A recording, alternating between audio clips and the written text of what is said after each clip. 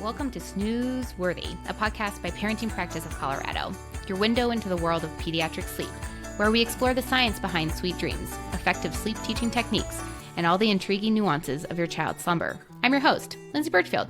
And I'm Paige Legault. Together, we're here to guide you through the labyrinth of parenting, offering insights, strategies, and science-backed advice to make parenting during those early childhood years not just manageable, but truly memorable. As pediatric sleep specialists, we've seen the transformational power of sleep in countless families.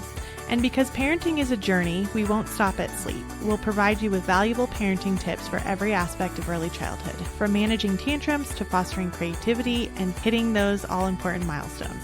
So whether you're a seasoned parent in need of a sleep overhaul or a new parent preparing for the joys and challenges of early childhood, Snooze Worthy is your trusted resource.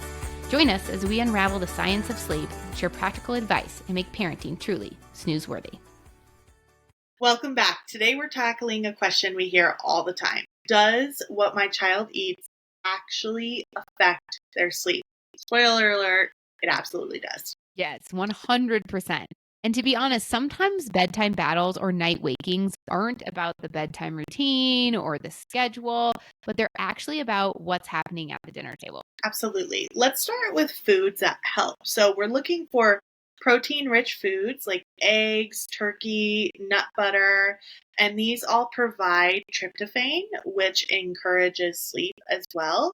But they're also going to fill that belly for a lot longer, and they're slower to digest, which means they'll be fuller for longer. The body is going to convert that tryptophan into melatonin. So again, it's just supporting that melatonin production, and it's a win-win. The second thing you want to look for is magnesium-rich foods like leafy greens, bananas, pumpkin seeds, and those are going to help the muscles relax and, again, cue the body, sleep is on its way, and make it as easy as possible for your child to fall to sleep. Yeah, and also complex carbs like oatmeal or whole grains can make it easier for the tryptophan to get to the brain. That's why a light bedtime snack with protein and carbs like cheese and whole grain crackers can be really effective if your child needs that bedtime snack. So here in the Birchfield family, we're not huge on the bedtime snack, but if for some reason it's been a long day or we do need to fit in a little bit more calories, we absolutely have to go for something that is going to be first nice and protein heavy, going to have some of those nice fats in there as well. So we really love something like an apple and nut butter if we were going to have a bedtime snack, or just, to be honest, snacks in general. Because another thing that has a really big impact in sleep is spikes in sugar. And so we want to make sure that we are creating just some nice level up and down, glucose spikes during the day versus the crazy, peaks and valleys that come with something like a processed food. Absolutely. Whole, dense nutrition is what you're looking for throughout the day. We are a fan of a bedtime snack here. Not gonna lie. My 5-year-old is a fantastic eater. No issues with food. She'll eat her dinner totally fine. And some nights she'll want a little snack before bed, and that's fine. Our go-to, again, is whole, dense nutrition. So sometimes we'll do a banana and nut butter. Sometimes I'll make a smoothie with an avocado and some Greek yogurt and some blueberries and a banana. She loves that. And other times she's content. So it's not an everyday thing. I will let her lead the charge on that, and I will always make sure we're choosing appropriate snacks. I'm not going to let her pick something from the pantry that has 12 plus grams of sugar and hope she goes to bed fine. So on that topic of sugar, it's a big disruptor. And so even looking at your dinner or the snacks between waking up from a nap or quiet time and then dinner, you want to make sure that you have low sugar counts just kind of across the day, as Lindsey said, but really paying attention to it in the evening time. We don't want to keep that body wired. So look at things like your desserts. Totally not a shock there. But juices or gummy vitamins is a big one. So a lot of families will give gummy vitamins before bed. Look at that bottle and make sure there's not a bunch of added sugar. We personally don't love gummy vitamins. There are so many other options, liquids, chewables, things like that. And you don't need to use a gummy vitamin to get that nutrients in. You really don't. No. Absolutely. No, absolutely. And for us, we're not big bedtime snackers, but we are vitamin people and supplement people. Same. So For us, that's that big thing where I made a very conscious effort to make sure that what I'm giving my kiddos from a supplementation perspective is low in sugar or no sugar at all. And so, Absolutely. like Paige said, really wonderful brands out there that we like that are, sugar free, and they're going to give you the supplementation, but not that sugar rush that we absolutely don't need right Mhm. at that. And also another thing to think about, which this might be something that will apply more to a little bit older kiddos, but it's something to just know, is caffeine. So Yeah. caffeine is in some hidden sources like chocolate or of course soda as well, but it can really have a huge effect on kids Mhm. that can be more intense than adults. Absolutely. And if you are a fan of getting your kid a treat when you go to the coffee shop, you need to ask what is in their tea or their juice, because a lot of times caffeine is snuck into those products because they're marketed for Yep. adults. So pay attention to that.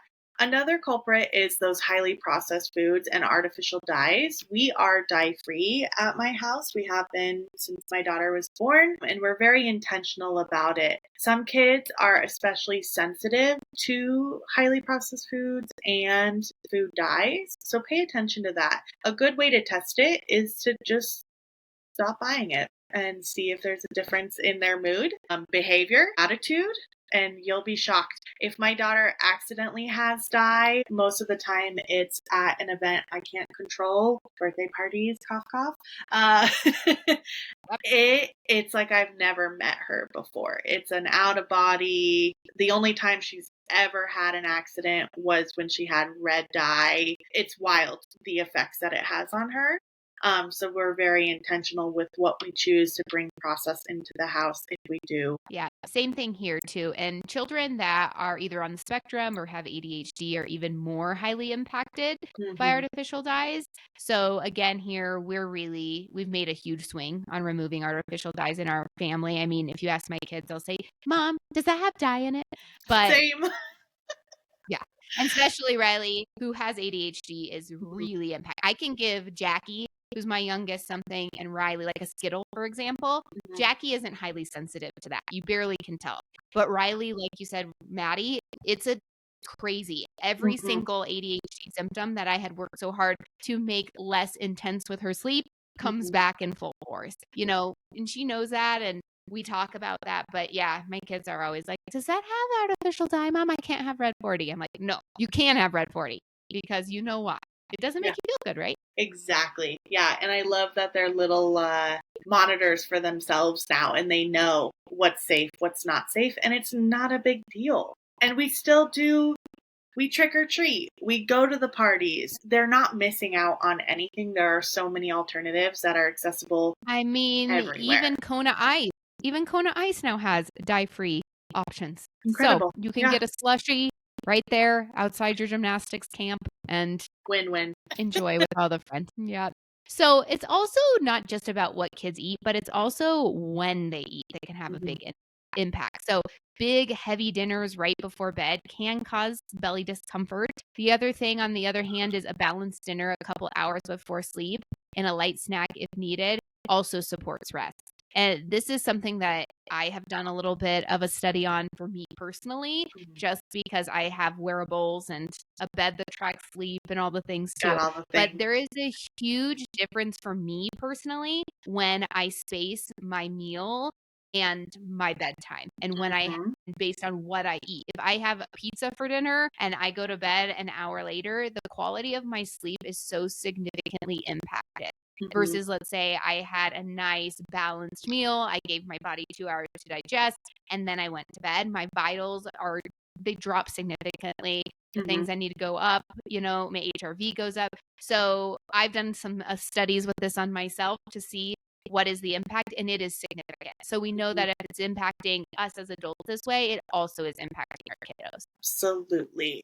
And hydration is a big factor too. A child who is dehydrated may wake up more often, but too much water right before bed, that's a 2 a.m. potty call waiting to happen, or a complete pee out of that diaper, and then their temp Yeah. changes and it's a whole thing.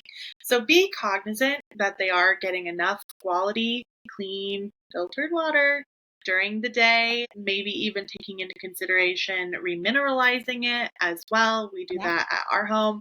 Every morning we have some good old Celtic sea salt on our tongues, and then we're off for the day. But you could also do other things that feel comfortable to you as well, even using coconut water for your kids in smoothies, things like that. It's a good way to keep them hydrated.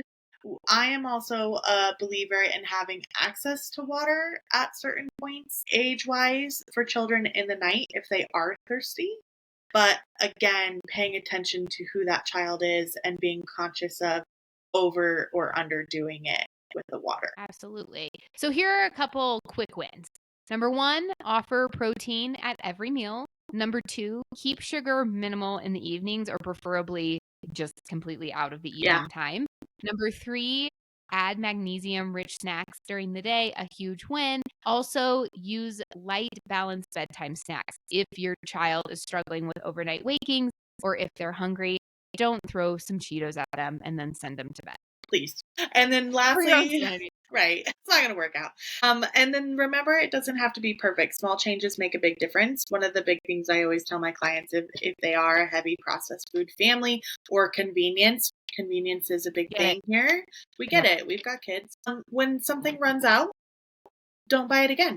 Change it. Find a different alternative. So if you're out of goldfish, I'm not going to go get another Costco box of goldfish. I'm going to get another type of fruit this week, or a different type of nut or seed that we haven't had. And then leaving those on the counter as offerings for when your kids are running around. Every time you go to Lindsay's house, there's a seed or nut bowl on the counter. You can have a snack. Yeah, we have 2 right now. We have some pistachios and some crispy edamame. You know, we always have a little bit of protein picking up.